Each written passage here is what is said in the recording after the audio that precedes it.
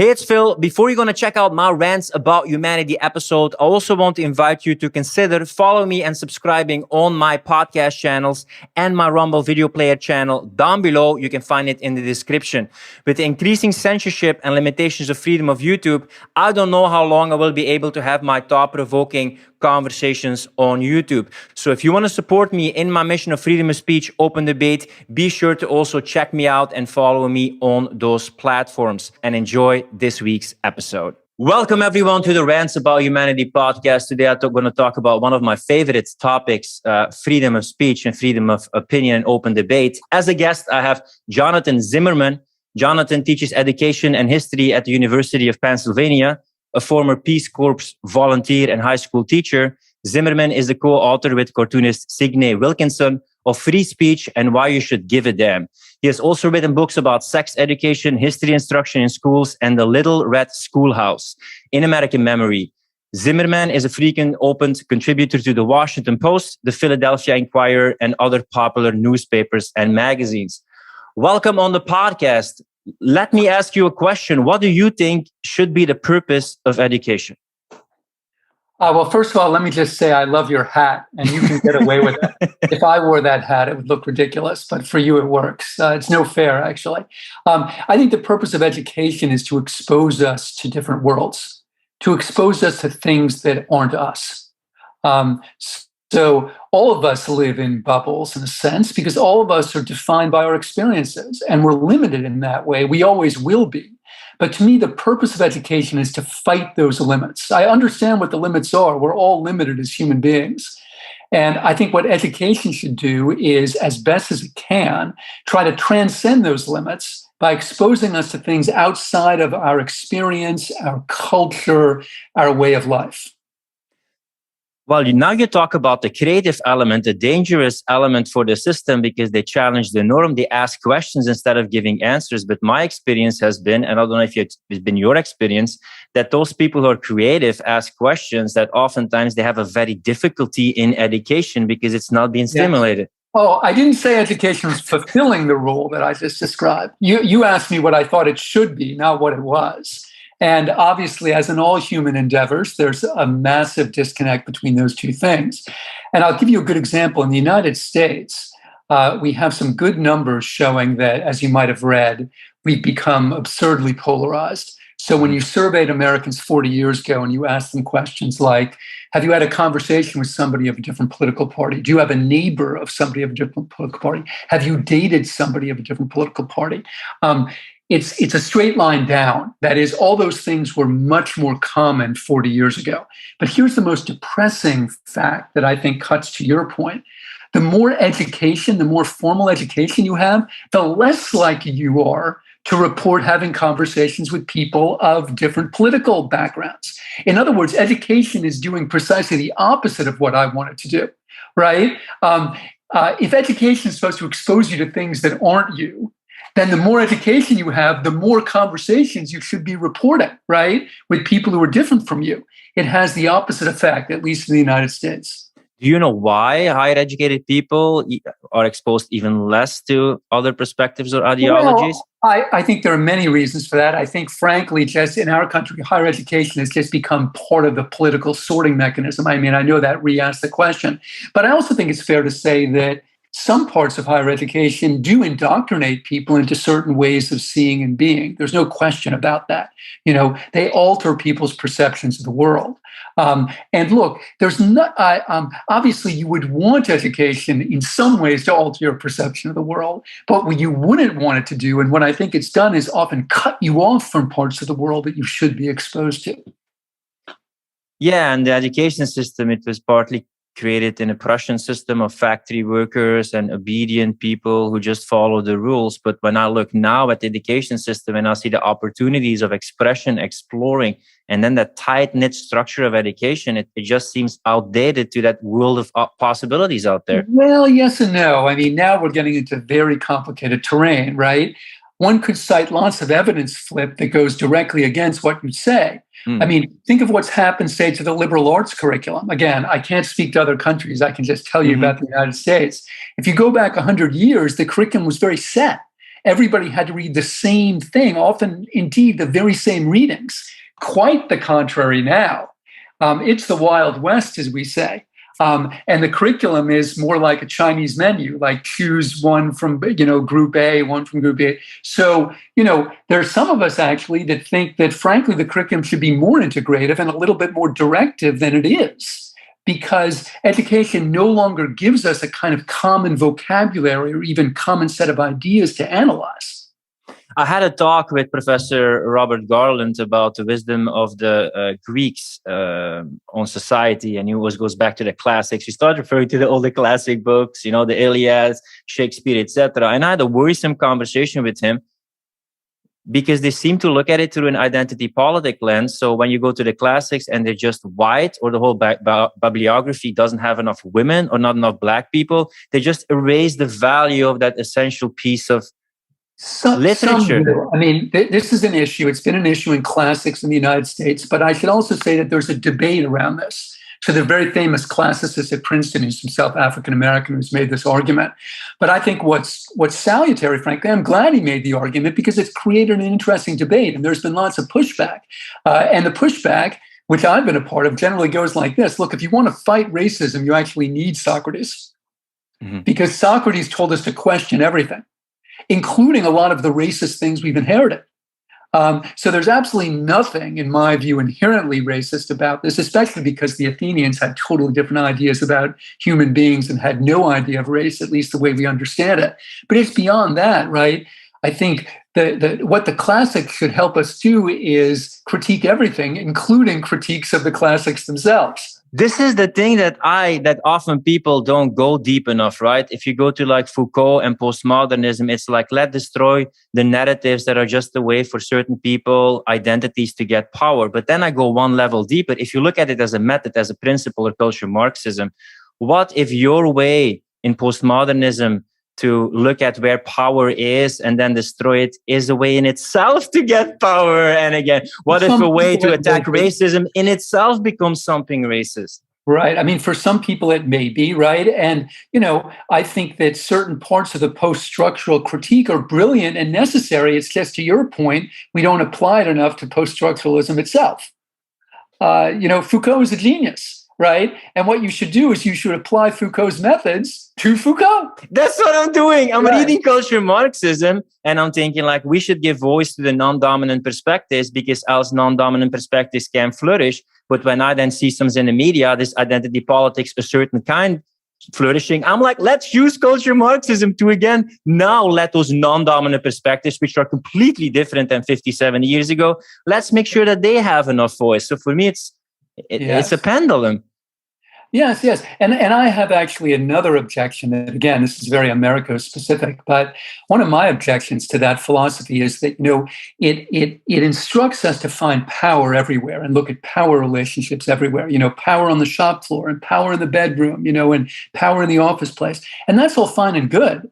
But what I find in the United States context is often people spouting that philosophy, they don't know very much about Congress or the presidency. And I'm like, excuse me, like, don't they have power? Like, doesn't Congress make laws and the president, signs and executes those laws? Like, that's power, man. But just because of the way that politics, I think, has affected the curriculum, it's like we're looking for power in all these other places. That's fine. But political history, as I understand it, gets radically neglected. Even though, of course, those institutions I described wield real and sometimes awful power. And sometimes this polarization is being used by power higher up to keep people divided, occupied, polarized, and people just look at eye level or down, but they don't look up like, who is this polarization actually serving? Yes, I think that's true. I mean, as a rule, I'm not particularly friendly to arguments like that because I generally feel like people are not putty in the hands of Mark Zuckerberg. People make their own decisions. Obviously, they get information from different places. Some of that information is better and worse than others, more accurate, more inaccurate. That I accept. But I generally feel that my students and everybody else, my fellow citizens, they're reasoning creatures. They don't always get it right. But I generally try to analyze what they're saying and whether I agree with it and leave the motivations and the sources to God. I know a lot of arguments that say, hey, you over there, you're in the captivity of some awful other force that somehow I've been able to see through because I'm just so much smarter than you, right? You're caught in the jaws of this terrible thing that you can't even see. But I have so many degrees and have read so many books that I can see it. I don't go in for that. Yeah, one thing that I have sometimes difficulty with is that, I mean, intention matters, context matters. Sometimes now you can say a wrong thing or you can adapt an opinion and then it's being revised and it's not being put in the right context or intention. And then you can have character association or you can have one thing out of context. Maybe as a professor, I talked to some lecturers and there's one thing they said that's wrong. And then, you know, that it's get blown up and they have to apologize for it. Yes, this has happened to all of us, and look, this gets us into a different territory that I think something that is fundamentally new. I do think that the social media environment has introduced new factors that never existed before, right? There's always been canceling. There's no question about that. And there have always been people who have been unfairly, I think, demonized for some statement that they've made. Which maybe has been taken out of context. But it's very different when you're multiplying that by 100,000 or maybe by 10 million. Is that partly because scary. with social media, everybody is being given a voice and an opinion? Was it more informed in the past when more informed people, or between bracket experts, got the main stage? Yes, look, and they didn't always get it right. I mean, let's remember that, sciences like eugenics were brought to you by the great experts of the day. And, the Third Reich was championed by Nazi doctors. Right, who are the most educated and the most cultured members of their society. So, I believe in a healthy skepticism about expertise, but there's a difference between skepticism and cynicism. And I think that's a distinction that we're really losing. Think of in the United States context how much vilification a figure like Anthony Fauci has received. Mm-hmm. This would never have happened in early generations, right? Jonas Salk was the Anthony Fauci of polio. And obviously there were people that didn't like Jonas Salk, but he wasn't vilified by millions of people. And what you see is, you see an enormous cynicism. Look, Anthony Fauci is not God. Anthony Fauci is a fallible human being, just like you and me. But unlike you and me, Anthony Fauci has spent 55 years teaching himself about immunology. And yet, if you listen to his critics, Anthony Fauci is simply a political actor, right? His opinion is not worth anything more than yours or mine. And science, just like Clausewitz said about war, science is just politics by any other means. So obviously he dresses up his claims in all this scientific rhetoric, but he's just a political actor like you and me trying to get his way. His voice and his claims have no independent authority. That is hugely cynical. That's different from being skeptical and saying, now, wait a second, Dr. Fauci, how about what you said about masks a year ago? Why doesn't that apply now? That's totally legit, but that's not what I'm talking about. I'm talking about just the knee-jerk and full-blown rejection of scientific expertise. That's what we're looking at right now, and it is terrifying. I had a conversation about it yesterday. I think we're close to the end of belief in science. I hope you're wrong. It's become so dogmatic sometimes, and sometimes a bit so harsh and extreme that I think we didn't realize that even science has a kind of belief element in it. And I think it's a lot under pressure right now. Right. Of course it does. But Flip, I would say that those beliefs have some really good grounding. Right? They're not just beliefs like, oh, I believe in God, right? Or I believe in America. It's very different. I mean, the example I always give is the germ theory. The germ theory is not intuitive, and this is how I learned it. I was a Peace Corps volunteer in Nepal in the 1980s, and I was in a part of Nepal that was very remote. It was a 3-day walk from vehicular traffic. Most people there had never seen a non-Nepali. And so I was very weird. And one of the many weird things I did was I put iodine in my water. Mm-hmm. And everyone would gather around and watch this. And they would say, John, sir, why are you putting that brown stuff in your water? And I'd say, well, listen, there are these tiny little animals in the water. And if they get in your gut, they're going to give you the runs. But this medicine kills the animals. And they'd hold up the water and they'd say, wait, where? Where are the animals? I'm like, well, see, they're so small that you can't see them except with this very special machine. And they'd say, have you ever seen them? I say, no. They'd say, so how do you know they're there? And this is your question about belief. Well, here's how I know they're there. I'm a historian, okay? And in Little Italy, which is in lower Manhattan and was the most densely crowded part of Manhattan in the 1880s and 1890s, the infant mortality rate was 33%, 1 out of 3. In Nepal, when I was there in the Peace Corps in the 80s, it was 1 out of 4. So it was still horrible, but not as bad as Little Italy. And the reason was exactly the same: waterborne illness, right? The fecal oral route. And the reason it went down in Little Italy is we created boards of health. Now, to your point, who was on the board of health? Not you or me, right? The people on the board of health were chemists, right? They were people that had studied this weird thing that Pasteur came up with called the germ theory. And the point is, it worked. That's why so many more people lived. And this just seems like, to your point, a history that a lot of people are either forgetting or just willfully ignoring. Science is not religion, and it doesn't know everything, but it has helped us preserve hundreds of millions, possibly billions of lives. And that's not an opinion, that's a fact. True, there are some frameworks that are useful. Isn't the danger that to say the science has settled, or I am the Vatican in the past with religion, and this is the essential doctrine, that makes it a bit dangerous? Anytime in science that you say like it's settled, it's clear. Yes. Well, that's bad science, right? Because good science is never settled. There is no such thing as settled science. And Fauci is a good example, right? I mean, Fauci has backtracked on some of the things he said, and he's explained why, right? He explained that he got new data. Like, Flip, there's a reason they call it the novel coronavirus, right? Like, it is new.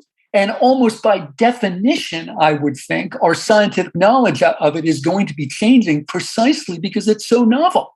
And what I think is so sad, to go back to the Fauci example, is the changes in what he's said are being used against him as if it's bad science. But that, to your point, is the hallmark of good science. It changes as the data changes, as we gather more knowledge. Isn't it problematic that, I won't say it on my podcast, you have something that starts with the IV and it ends with mectin? If that would be effective in studies, and it seems like, it seems to have an effect, isn't it extreme that the people who said in the past, like, it works, they're like being punished, held responsible for that opinion in the past, and other people who then, said it was bad and it seems good right now, shouldn't they also in a way be able to be critiqued or held responsible? Because sometimes it seems that one side ideologically, scientifically is being ostracized, and some of that knowledge could maybe be true, could be nuanced, but they have to bear the consequences of being removed and shut down completely. Well, look, I don't think anybody who's advocating Invectin has been, quote, shut down completely. I mean, this gets to the free speech point, Flip. I think that people that want to advertise the great alleged virtues of Invectin should be allowed to do so. And I think people who want to say that that's crazy, unscientific crap should be allowed to do so as well. And frankly, that's what I think is happening. I think the scientific evidence for Invectin is extremely thin as a treatment for this. Obviously, there are people who swear by it, including Joe Rogan. I feel like they have the right to swear by it. And other people have the right to say that that's bullshit. One thing you said before is that everything becomes increasingly politicized, or nowadays. That's also what I feel, that science, pharma, spokespeople, because of so many money, power, influence, control being made by those decisions in the back door, and with now big companies, big forum, big media, more and more money, more and more influence on perception. I feel that, I'm not saying that they make the wrong decisions, but that politicization, that using it in a way to make people have certain decisions or get more money. I see a lot of elements in pharma, media, and these things being politicized, just as you say, like, you see Fauci, but it's also politicized of what he's a spokesman for. Haven't you seen the last 20, 30, 40 years, like more and more money to big companies who just put a lot of pressure to essential people and institutions? Well, sure. But again, I think we've got to be very careful here about generalizing across different cases, right?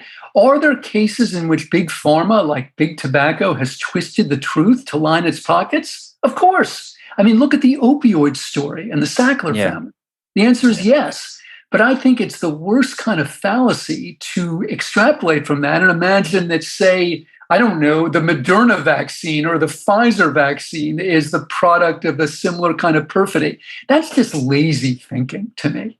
There's no therefore. You know what I mean? Like the Sackler family, exerted this ridiculous and corrupt influence on the FDA, and they knew that opiates were addictive, and they disguised that. That's all true. Therefore, there's something wrong with the Pfizer vaccine. Flip. There is no therefore. There is no therefore, right? Every case is different, and it is cynical in the extreme to go from one to the other. It's funny because you have the exact opposite perspective when it comes to this, but that is just interesting that I talk with someone who is like an advocate of freedom of speech.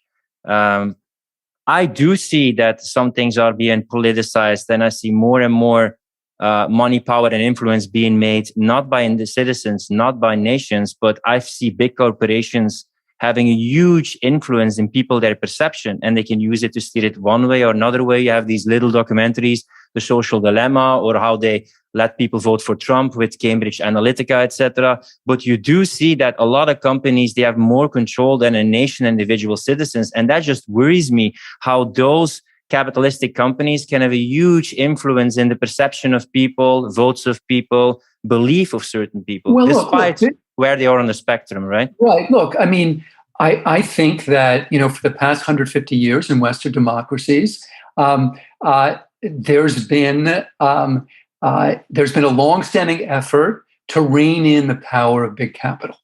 That effort has taken different forms in different places.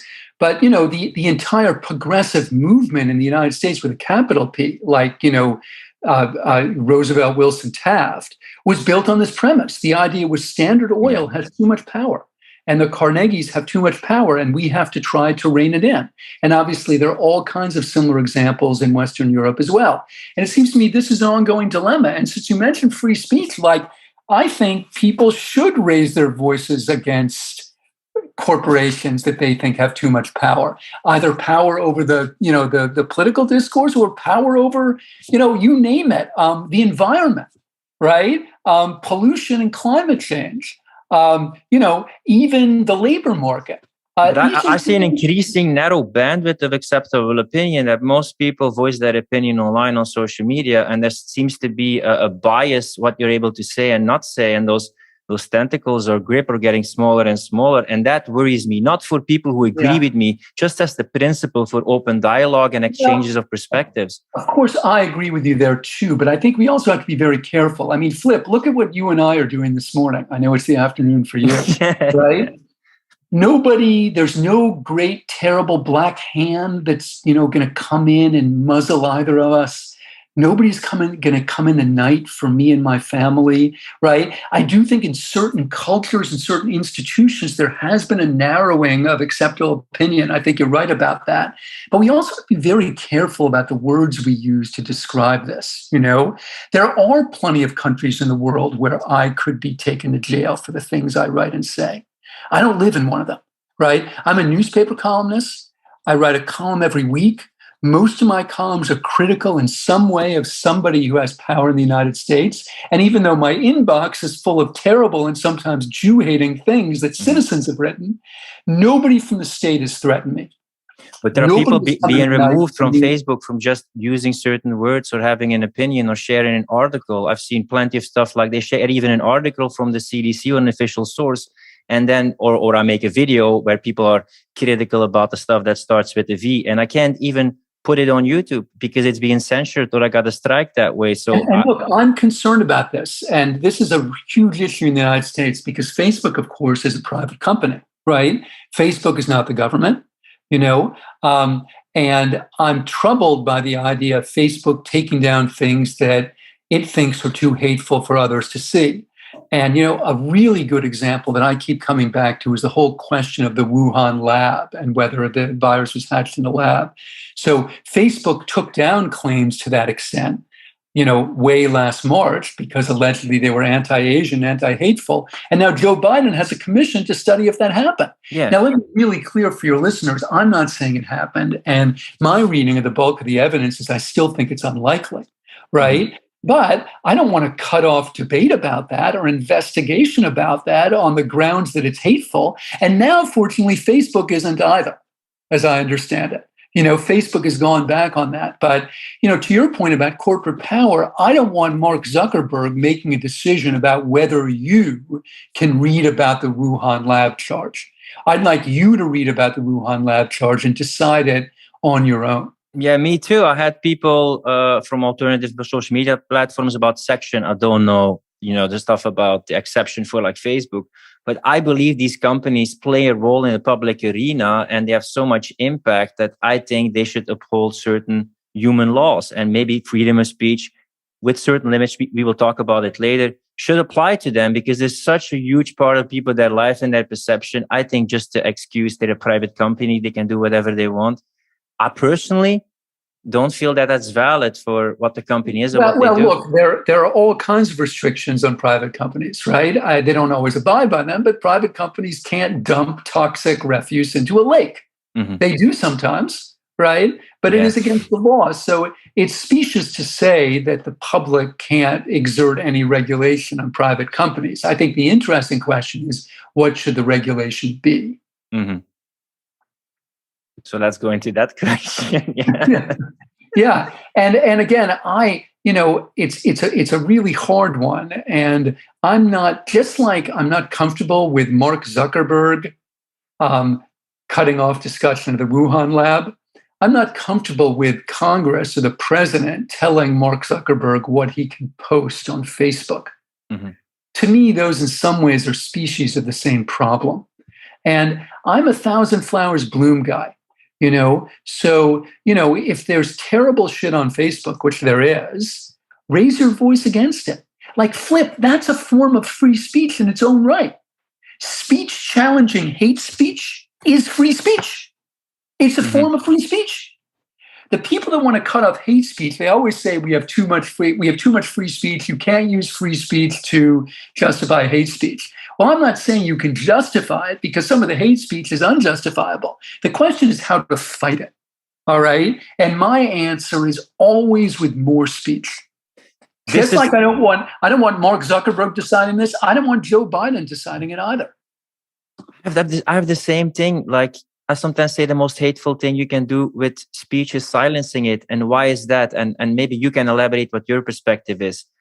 I think speaking your truth is a negotiation with the world, so you can give feedback, you can adapt, you can learn. It also brings up less resentment because you can bounce it off from people. So it actually sometimes doesn't incite violence. It just incites dialogue, brings it out in the open arena, see different perspectives. And it's a peaceful way mostly to solve difficulties or raise awareness. So that is why I'm such a strong advocate of freedom of speech. I actually think it helps reduce violence. I agree, but the problem is we're so embittered and we're so polarized and we're so cynical about each other that we don't believe that we can engage in the process that you just described. See, that's the heart of the matter, I think. It's really not about free speech. I think it's about our faith in each other. And most of all, our ability to converse with each other. And I think this is where the education piece comes in, right? So you have to learn how to be exposed to other things. You asked me about the purpose of education at the very beginning. It's not natural. People don't come out of the womb saying, Flip, I'm going to listen to everything you say. And even if I disagree, I won't kill you. Mm-hmm. That's not natural. And if the evolutionary psychologists are correct, it may be unnatural, maybe much more natural just to hate on you. And that's where the education piece comes in. Like, we have to learn to conduct the kind of dialogue that you're describing because we've forgotten how to do it. I mean, just think of what young people are exposed to in social media, even cable TV. I mean, sometimes Susan, my wife, and I will be watching on TV and they'll say, we're going to have a debate about whatever, healthcare or the environment, whatever it might be. And then you just see these four talking heads just ranting at each other. Yeah. And we look at each other and we say, that wasn't a debate. There was no exchange. It was just sequential rants. And imagine somebody growing up in that media environment. That's what they think politics is. Now that's scary, and it seems the only way that we interrupt that is through education. I don't know of any other way. It's the answer is not going to come from social media itself. We have to learn different ways of acting and different ways of exchanging. Also on a psychological level, I feel that not being able to speak your opinion, not feeling listened to, not feeling your opinion matters, it also hurts your self-image. It breeds resentment if you just can't speak your thing and express yourself, or what you say is wrong. Right. It is. But again, I think that we need also to be careful about these can and can'ts, right? Again, nobody's monitoring us right now, so far as I know. I mean, they may be, right? But I'm not afraid of them. Yeah. Right. But again, not everyone can say that. Right. And I think we really need to distinguish between societies where the political regime allows you to speak and societies where it does not. So, Flip, I have students from the People's Republic of China who have told me that they're afraid to engage in certain discussions in my own classroom in the USA because they don't know who from the PRC is watching or listening. All right. So we're not talking about like social media here, informal pressures, right? We're talking about a regime that's put 1 million people in concentration camps. Like they don't fuck around there, And I think that, we've got to be really careful here to draw some elemental distinctions. I share your concerns about free speech. Mm-hmm. I understand that it's been limited by, social media and some of the other cultural constraints we've talked about, but I am not a Uyghur in a concentration camp. All right. And that's happening right now. There are state agents, right, all over the world who are harassing, jailing, torturing, and killing people because of what they say. That's the biggest danger to free speech. Everything else comes second. Another thing also is that I think should be about mutual responsibility. So when you sit on the table, I mean, that's my opinion. You want to listen to the other person and see, maybe their challenges and what you can do about it. And then the other way, they can listen to you and what they could do about it. And you can focus on mutual responsibility. But now sometimes I see these people, I'm white, I'm Western. So I should be lectured, sit down, and it's all my fault. And it's like, how can we make a constructive dialogue, mutual responsibility? But to just sit there like your opinion doesn't matter, you have the dominant narrative, so you're going to shut up and your meeting doesn't matter and you have to give me what I want. That doesn't seem a constructive, polite discourse. Not constructive. But my point here, Flip, I agree with everything you just said, but you are raising your voice against that. Are you not? Right now. Yeah, partly right now. Yeah, but would right? would you sit down in a talk when you just basically are lectured because you're a white Jew and you're privileged and you're a professor and you have enough money and you just have to listen because it's all your fault? I would love. Yeah, I've heard that and I've challenged it, right? Which is itself a form of free speech, right? So yes, I mean there are these constraints and there are people that have tried to muzzle me in different ways, and what I've done is I've raised my voice against that, right? That's how I think it's supposed to work. And again, there are different people, especially in university contexts, who want these hate speech rules and they want to talk about trigger warnings and they want to talk about microaggressions and all this stuff. They can talk about that. I mean, that's their free speech, right? What they can't do is prevent me from critiquing all of that, which I have. I know professors who got fired or they had to take time off. I actually had a lecturer on my podcast who was critical towards Corona. And part of what he said actually was proven wrong. And he got fired by his university. So I literally know people who would speak a certain opinion, have an open debate, but they put their reputation on the line by doing it. Yes. And look, I should emphasize, and I should have from the very beginning, that I come to this with an extraordinary privilege because I have tenure. Yeah. And I mean, Flip, in my society, what I'd have to do to get fired, I can't even say on this podcast. Like that's how bad it is. Seriously. I mean, I have the ultimate sinecure. And I do know how rare that is. It's an incredible gift. And not everybody has that. Most people don't have that. And what for people who don't have tenure? Isn't that very shaky ground right now to Very. walk? And in the US context in higher education, that's my real fear. So there's a lot of survey literature showing that professors, especially junior professors, aren't saying what they think precisely because they're afraid that they won't get tenure. And that's poisonous, and I think that's really what we have to fight. Again, this isn't a matter of getting jailed or tortured, but it is a matter of losing your job. And most upsettingly to me, there are lots of people that tell surveyors that they're not expressing what they actually think and believe. And why is that a problem? That's a problem because it interferes with the process of knowledge, right? That's our system for generating knowledge. Like there's no God, there's no Mosaic tablet that tells us what's true. The way we determine what's true is through dialogue and debate. And if we're biting our tongues, we can't do that. So that's an enormous danger. Is that anything that you think a person couldn't say to you and that should not be allowed, and people should immediately bear the consequences? Do you have any kind of example what the limit is of freedom of speech? I mean, I guess look, all rights are limited. They are, right?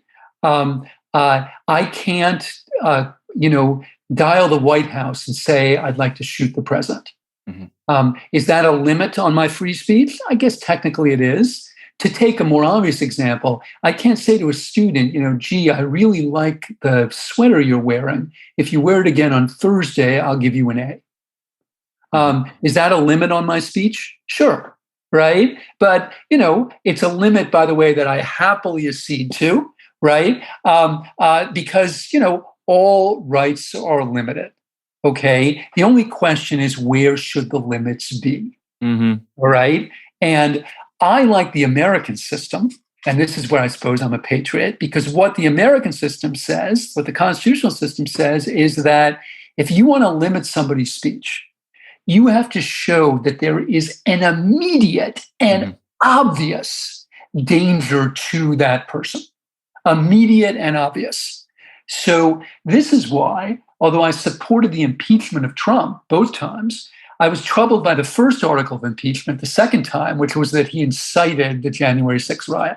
I would have voted to impeach Trump, by the way, after the riot, not because he incited it, because of what he did afterwards, which was nothing, right? He's the president of the United States. His job is to protect the people's house, and he did not do it. To me, that's grounds for impeachment. But I was very troubled by the incitement thing, because you look at his speech at the Washington Monument, he's like, you got to hold on to your country or you won't have a country anymore. Fine. Did he say, I want you to walk over down the mall to the Capitol, smash the windows, defecate inside, and kill a police officer? If he had said that, I would be okay with the incite to riot. He did not say that. And the people that say he incited the riot, I would say to them, how about the next time an unarmed Black person is killed? There's a big Black Lives Matter protest and somebody burns a police car. And then we find an hour before a speaker had said, and the pigs are terrible people, off the pigs. Are you going to be okay with jailing that person for inciting to riot? My guess is you're not. Well, this is the problem that I often have, that it's not like often principles. I mean, like when Black Lives Matter gathered during COVID, it was a peaceful protest where they could gather because they stand up for BLM. And when local business owners were just gathering, oh no, it's white nationalists. He's like, it's one or the other. I'm not going to look at the color of the skin, but what is the principle here? I saw Madonna. I want to go to the White House and kill the president. It's something like that. It's like directly saying, I want to go to the White and kill the president. Like she said it literally with the mic in front of Washington building, I think. So look, there's a lot of inconsistency, right? Human beings, we're inconsistent creatures, right? It's very hard for us to abide by principles fairly and even-handedly, especially at moments like the one we live in. But again, we should at least struggle. We should strive to do that. So I yield to nobody in my loathing for Trump. I think he behaved in an unconscionable way during the riot itself, but I will not say the incite of the riot because I don't like where that goes. I don't like the implications for that for all of our freedom of speech. Do you know why, when you talk about progressives, you lived through the 60s and it was like open liberty, freedom of speech from the left. from the left, mostly progressive left. And now when you see the people who want to censor it the most, often are people on the left. So what happened with that spectrum, left, right, if you still want to talk about it? Well, just one small correction. I agree with you about this dynamic, right? Obviously, the free speech movement in Berkeley in 1964, it was all people on the left, like, Mario Savio. And obviously there's been a switch. But I do think it's bipartisan too. I mean, look at this new wave of laws in the United States to try to restrict what schools say about racism and critical race theory in the 1619 Project. Flip, that's all brought to you by Republicans, who, by the way, are like busily complaining about cancel culture at the same time. So I'm not discounting the problem. I'm just saying it is bipartisan.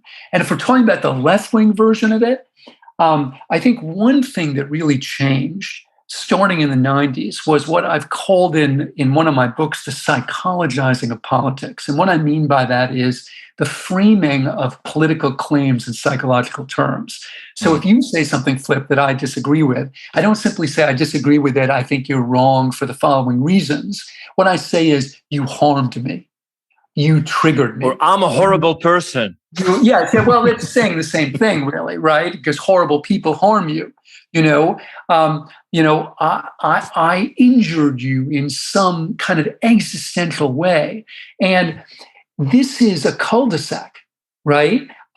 If indeed, Flip, you were to say in the course of this conversation that something I said injured you, I would have essentially one thing to say in response. I'm sorry. Mm-hmm. And I would be. Like, I'm not in this world to injure you. I have no interest in that. But the point is, I can't say anything more than that. I can't look into your soul and tell you what harm you suffered.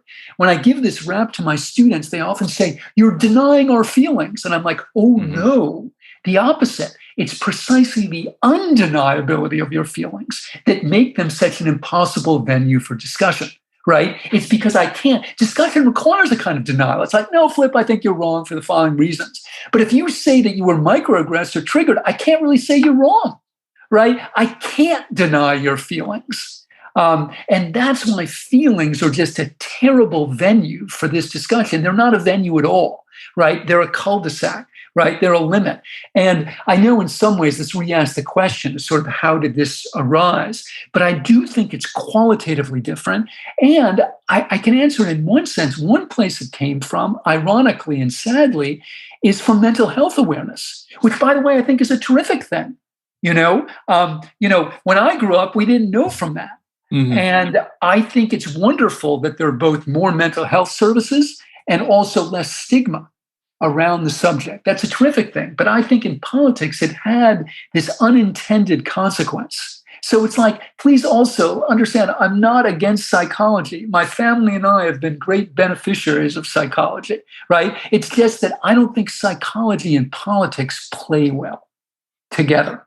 And for me, also being able to speak my truth, have arguments, it also made me resilient. The world sometimes is not a nice place, or there's stuff that you don't like, but if you can communicate, learn how to deal with it, that's a huge asset to have to deal with that. Well, this too, I mean, I'm sure you've read Jonathan Haidt's work. I mean, this is the righteous mind. The psychology of politics is that it's actually bad psychology. So leaving aside good and bad and right and wrong, just on its own terms, these psychological arguments don't work. This idea that it would actually be good, for example, for our minority students to insulate them from these microaggressions that they think are going to harm them, that doesn't work on psychological grounds, because everything cognitive psychology has taught us boils down to, if there's something that's scary or awful out there, you want to expose people to it slowly, gradually. You don't want to insulate them from it. That's not going to make them resilient. That's basically going to make them scared and weak. So even on its own terms, it actually doesn't work. There's no credible psychology behind most of these claims, but we just keep making them. Well, for me, it explains kind of, and I compare it, like, I have another idea of the crisis that's going on, but a part of me says, like, yes, take care of people who are weak or vulnerable. But a part of it is like, what is the goal here? To never become sick again, to never die again. There's some part that you want to learn how to deal with, to never be offended again, to never feel triggered again. Then you stay in an infantile state in the womb, comfort womb, but you never grow up. Yes, and this, I mean, and again, I think there's some good psychological research confirming everything you just said, right? This isn't actually good. These metaphors are not good for our young people, because they become self-fulfilling prophecies, right? We teach people actually a certain kind of offense and a certain kind of weakness. Look, if you went to your therapist and you sat down and you told your therapist about some problem and she said, you were injured, you were injured, you were injured. Like, you could sue your therapist, right? That's not good therapy. But that's kind of what we're providing right now, which is scary. Is it something that you witnessed as being a Jew? Maybe you got racist comments, or anti-Semitism, etc. Why did you develop this stance? There was a lot of material to just say like, oh my God, they hate us and it's all the fault of those people and those nationalists, etc. Yes, look, I should tell you, because I'm a newspaper columnist, like I think, have to face anti-Semitism in ways that a lot of other people don't. Because, well, of this medium we're talking about, right? People who I'm sure 99 out of 100 would never say this terrible anti-Semitic thing to me in person. They'll do it because they feel liberated to do it, I think, right? They can do it anonymously through fake email accounts, but, I know this can sound weird, but I take a certain amount of pleasure is the wrong word, but confidence in the fact that pride would also be a bit too harsh. It makes me pleased that they've been so stigmatized that they know they have to lie in order to do this, right? That tells you something important, right? In the era of Dreyfus, right? They could have just done it publicly. It just said, who is this Jewish Zimmerman guy, right? Now they have to do it via subterfuge. That's progress.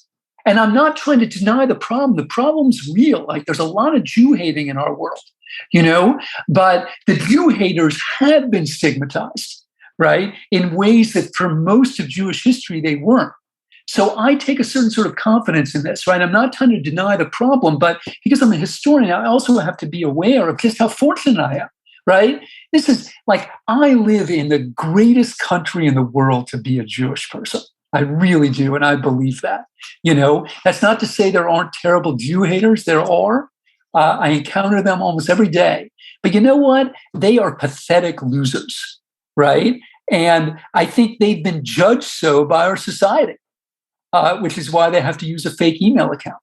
And then sometimes, there's a certain sort of ignorance that is, I think, too easy sometimes to dismiss as anti-Semitism, but is really just ignorance. And I like to give you an example from my own experience. I grew up in New York and Washington, so there were Jewish people everywhere. Yeah. I went to Columbia, and my brother, who went to law school there, he used to joke. He would say, there are three major world faiths at Columbia: Reform, Conservative, and Orthodox. Yeah. Right? So ironically, it wasn't until I joined the United States Peace Corps and went to Nepal that I met Americans who were like weird about Jews, this one guy said to me during training, again, these are all Americans, John, are you Jewish?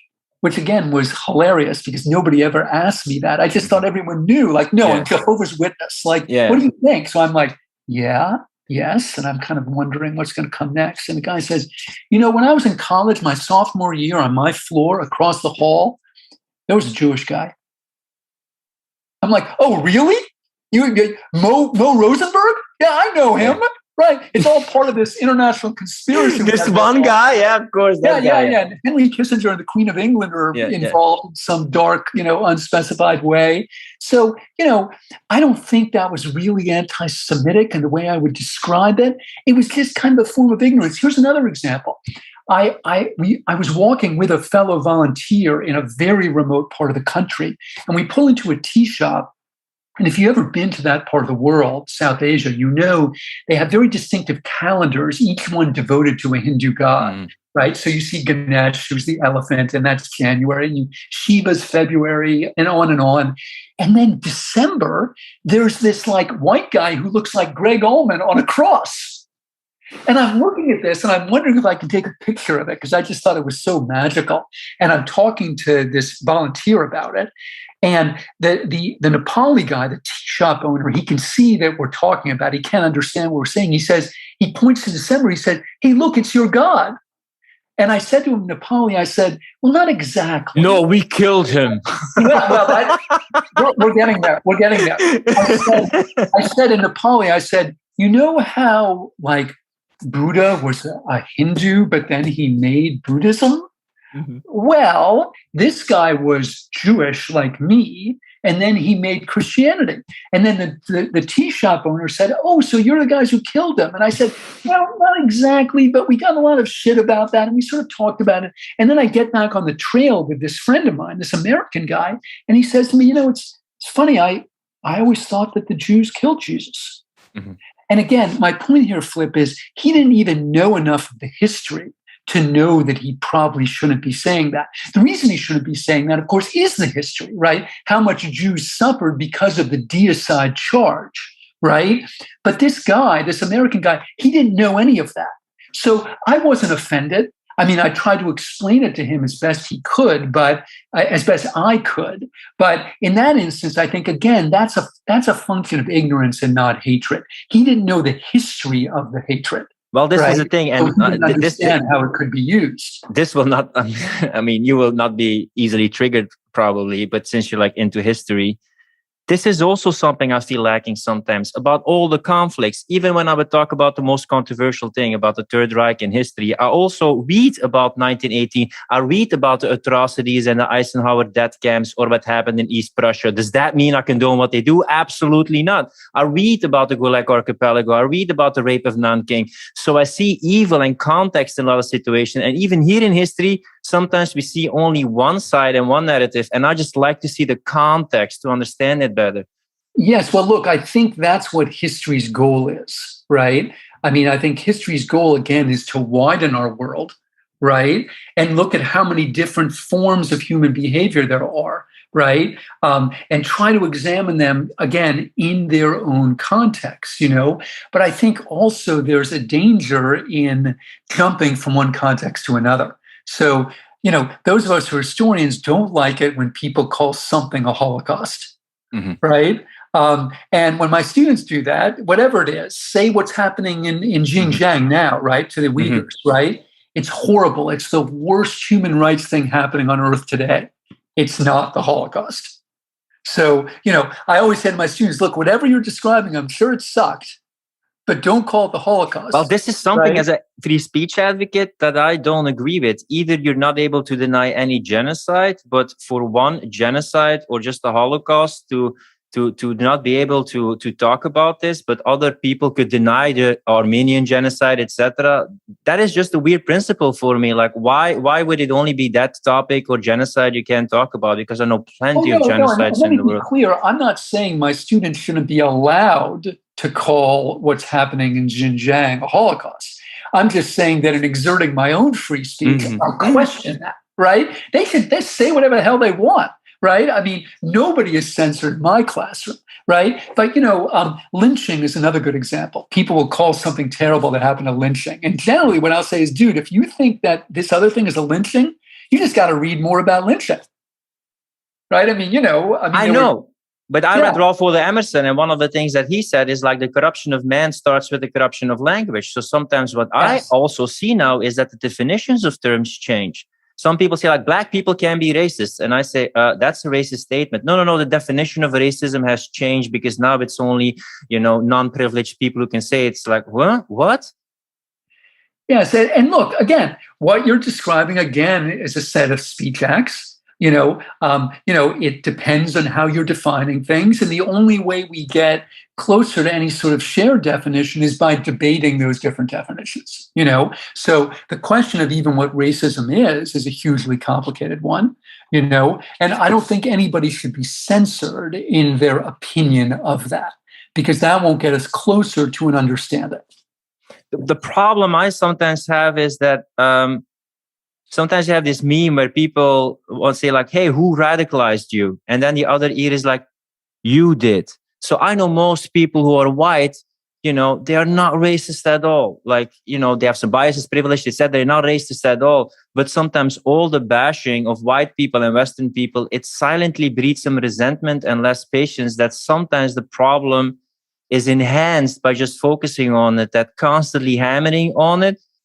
That's sometimes what I feel, because maybe your experience is different, but most of our people, I have very little racist people in my network. Most people they are maybe privileged in a way, but they want to give people a chance based on their characters, based on their skills. But when you only focus on white Western males and you hear that constantly, it breeds some resentment sometimes after a Well, while. look, as far as the resentment goes, there's no question about that. I mean, I don't think that you can analyze Trumpism in any other term, right? I mean, I think that not all of Trump's voters were white, by the way, but the vast majority were. And one of the things that he was very successful in doing was mobilizing that kind of resentment and saying, it's become so politically correct, and, you are somehow being oppressed. Um, I agree with you. I think that most people aren't racist, but I also think that most people aren't oppressed, Mhm. and I think that Trump very adroitly convinced a lot of white people in America that they're an oppressed class. This is ridiculous, but it was successful. They are not an oppressed class. What he was able to do was to mobilize the resentment you're describing to make them think that somehow the United States is aligned against white people. Like, I looked at Congress the other day. It's almost all white people, right? We've had 45 presidents, except for Obama. They were all white people. White people have a pretty good gig in the United States. Like, they are not hurting. But Yeah. I see a lot of movements being anti. So you could also say that the Black Lives Matter movements also focuses mostly on being anti-white instead of pro something in the pro-black community. That I feel sometimes it's even like, if you want to talk politically, like the Democrats being used as polarization to get votes in the black community without permanently solving something. Because after George Floyd, man, so many people that know that's disgusting behavior. They wanted to like stand up for the cause. And then again, it becomes an anti-polarization thing. While for me, it could have been a great moment to get together and make it about a bigger issue than being anti something and feeding polarization. Look, it could have been, right? And I agree that there was lots of misrepresentation in the wake of all that, So it is true that in the United States, every country's different, that African Americans, after you control for everything else, are more likely to be harassed by police officers. They're more likely to be pulled over by police officers. They receive larger sentences for the same crime as white people. These are real things, and these are racist things. However, it is not true that there has been a massive wave of police murders against unarmed Black people. That is false, right? And we should be able to say these two things at the same time, right? Are there racial and racist problems in criminal justice in the United States? There absolutely are, 100%, right? And there's a huge swath of evidence for that. But has there been a huge wave of police officers just randomly murdering unarmed Black people? No. In fact, you can count the number of times that happens on a few hands. Now, I'm not trying to deny that. One time is too many. But the idea of, during the Floyd protests, when people were out marching without masks, and sometimes they're interviewed, they say, "Why are you marching without a mask?" And they say, "Well, I figure a cop is going to shoot me anyway." Like, Flip, that's crazy. Like, that's just not true, right? But it does show you how some of these frames have a hugely distorting effect, right, on the way that we see the world. And obviously, this is bipartisan too. Think of the Republicans and like voter fraud. Exact same thing, right? Millions of people will tell you that there was enormous voter fraud in the last election. This is utter bullshit. Every legitimate person that's looked at this and every legitimate court have called it one of the cleaner elections we've ever had. But just like the media frame makes millions of people think that they're going to be shot by a police officer, okay, the media frame also makes literally millions of people think that the election was stolen. I mean, that's crazy. It's literally crazy, but that's where we are. And do you think Trump should have been removed by social media just after it, and that on a bigger level, a president of a country could be removed for anything that he said? I don't want anyone removed from social media, either by, again, Mark Zuckerberg or Joe Biden. I think the historical record shows that it doesn't work. I think it also feeds that sort of resentment you were describing. The best thing we can do for Trump right now is to try to censor him. because that will both feed his own craziness and also the craziness of his followers. Look, I'm just putting my cards on the table. I think Trump was a horrible president for 1,000 different reasons. The major one being just his absolute demonization, the way that he spoke about other human beings in ways that no decent parent would allow their kid to speak. No decent teacher would allow their student to speak. Trump is poison. And if you don't want that poison to return, don't censor him. Censoring him gives him power. Don't do it. Don't do it. I understand the impulse. I really do, because of how much I loathe him. But I also understand how it boomerangs. And that would be the best way to mobilize him and a lot of bad actors that follow him. Since you're so passionate about education and free speech, you also have some opinions about homeschooling. Do you think homeschooling should be done more? It's a way to help critically thinking individuals? Well, it's funny. I think homeschooling is the most important thing happening in education that we know the least about. And the reason is it's so lightly regulated. And I think that is a problem. I think we should know much more about it than we do. And the example I often give is, I'm sure in Europe it's the same thing. Every year you have to get your car inspected, right? Mm-hmm. Yeah. And the reason for this is we share a road, right? And if there's some big problem with your car, that's going to affect other cars. Mm-hmm. Mm-hmm. And even though you don't like it, you do it, right? Because inevitably the mechanic finds something wrong, which may not be wrong, but you have to pay for and correct. This is just part of it, right? Well, there are states in the United States, obviously it's state by state because that's how America works, but there are states in the United States where you have to register your car, but your homeschooling is not regulated at all. That is, nobody tests your kid. Nobody looks at the curriculum you're providing your kid. To me, this makes no sense. I do believe people should have the right to do it, but I absolutely think it should be regulated by the state in the same way that your car is, because we share the road, i.e. the democracy. We do really share the road. So I'm not denying people the right to do that, but I think the rest of us also have a right to check in on them and see what they're teaching and how well.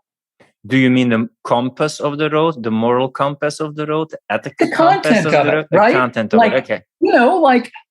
Everyone should learn long division, right? It's a useful skill. And if you're not teaching it to your kids, somebody else should. You do have a right to homeschool your kid. You don't have a right to keep your kids shrouded in ignorance. And you have the same stance about sex education then, that should also be something that should be regulated more and be more? Well, this is it's a very different subject. It's not long division, And one of the points I make in my sex ed book is that school and sex don't play very well either. My sex ed book is very short. And the reason is there's been so little sex ed, because it's so controversial. My book is just about the sex ed that happens in school. And I think it's really important to point out that education happens beyond school. There's 7 billion people on the planet, except for people that are highly, highly, mentally handicapped. Everyone gets a sex ed. Well, right? in the past, it was partly to the religion or community work or other institutions. I feel so much is expected from education right now. Take over the pattern, take over teaching the values, all these things, that there's a lot of expectations from a teacher in a school. There is. And one of my mentors, David Tyack, he had this great comment. He said, when society gets an itch, school has to scratch it. So it's oh God, the kids are drinking, anti-alcohol education. Oh God, the kids are doing drugs, anti-drug education. They're polluting, environmental education. They're having sex education. And I think you're right. I mean, that puts unrealistic expectations on the schools. And I think sex ed is a really good example of that. At least state-sponsored schools, we have to narrow our expectations of what sex ed can do in that context because we disagree so fundamentally, right? That creating any sort of consensus on what sex ed should be, especially as we become more globalized and more diverse. When I was doing that book, I read the globalization literature and I got pretty impatient with it because globalization is generally framed as liberalization, like cosmopolitanism, right? It's going to make us all more tolerant. Oh, no. If globalization means the rapid movement of people and ideas across borders, it often has the opposite effect, because suddenly your neighbor is somebody from a totally different country and a totally different religion. And you know what? They're going to have different ideas about sex than you, because sex is so deeply tied to our understandings of ourselves as human beings. So, private schools is different, right? But if you're talking about state-sponsored schools, it's just so hard to create a consensus on it.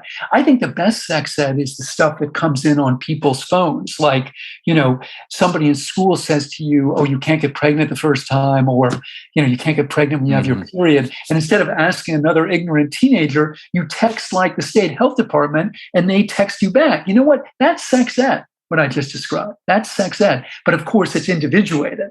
Right? It's not part of a shared curriculum. And I think that's probably the most promising form of it. Yeah. If people want to check out more about your books about sex ed and freedom of speech and articles that you write, where can they check out more about all your stuff? Just go to the University of Pennsylvania and Jonathan Zimmerman. You'll see my webpage, and it's got all my books. Is there anything that you see as someone who studied history and an advocate of freedom of speech that you think if you want to protect freedom of speech, constructive dialogue, we should start focusing on this element or bring this more into the limelight? Well, what I tried to do in my book with Signe, who, by the way, is a Pulitzer Prize-winning cartoonist, the book is illustrated, is I tried to bring into the limelight the radical roots of free speech, which I think a lot of my own students on the left have forgotten. So every great warrior for this thing called social justice in American history was a free speech zealot. Frederick Douglass, Martin Luther King, Susan B. Anthony, right? They had to be, because speech was all they had, right? If you took away Frederick Douglass's freedom of speech, he couldn't critique slavery. And that's why he called it like the great moral renovator of society. Douglass knew all of this, You start shutting people down, they won't be able to critique the oppression that's around them. So, I'm a proud member of the left, and my commitment to free speech is part of that membership. And unfortunately, in my view, free speech, especially at the elite universities in America, has been caricatured as a conservative thing. Like, I'm a lefty. I mean, my father was in the Peace Corps. I was in the Peace Corps. I have a PhD. I'm Jewish. I'm like a cartoon of a left-wing guy. It's just that my commitment to free speech, I see as part and parcel of that. There's no tension there, none at all, right? Free speech lies at the heart of the lefty version, because if you take away free speech, we won't be able to make our case. And that's why, again, all these great warriors for freedom and justice, right? We've got to remember that they were committed to free speech. We can't lose that or forget that. Amen. Thanks so much for supporting me in my mission of freedom of speech and open debate. Even if people have differences, they can speak their mind. It's been an absolute pleasure to have you on the podcast, and I'm totally looking forward to see more books, debates, and open dialogues from you, John. Thanks for being a guest on the podcast. This has been really fun. Thank you so much. If you like this podcast, don't forget to subscribe and support our mission of freedom of speech. With increasing restrictions on fundamental freedoms, we believe that now, more than ever, is the time for you to be an online coach or consultant and become independent from the system. That's why we created the Client Closer Academy. Learn how to consistently enroll clients and join a community of fellow free thinkers who value personal responsibility, speaking their truth, and making an impact. Find out more at clientcloser.com/academy. Rant over.